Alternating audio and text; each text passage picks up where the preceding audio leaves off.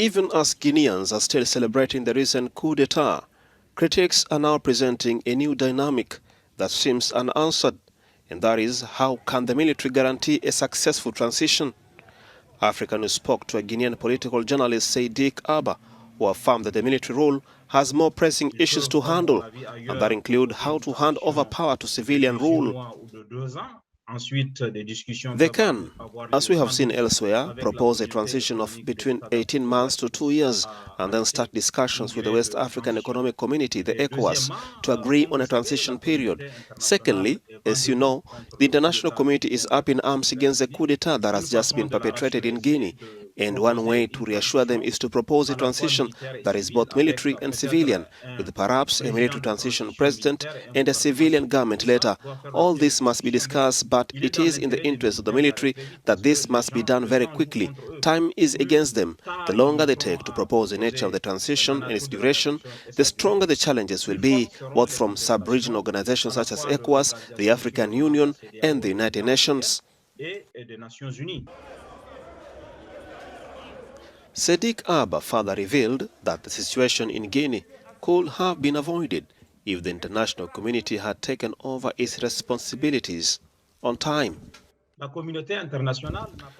The international community did not say a word when the previous president decided to force his way into third mandate, nor did it say a word, apart from the European Union, when more than 200 people were killed after the presidential elections.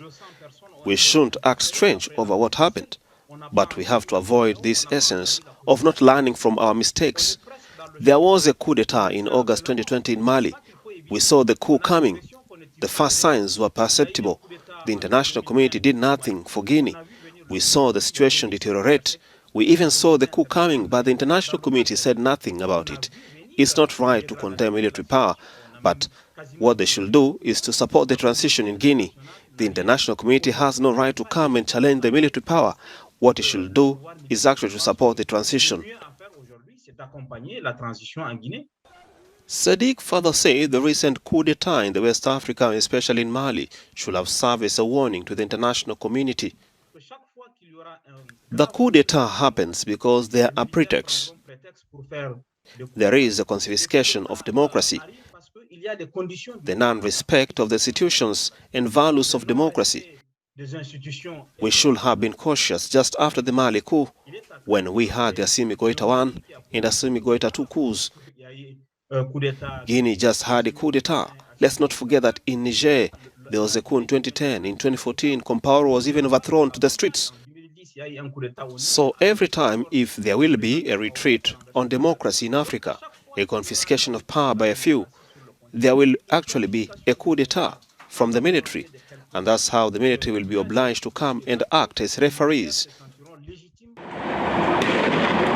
Guinea, which is one of the world's poorest countries despite boasting significant mineral resources, has long been beset by political instability for years.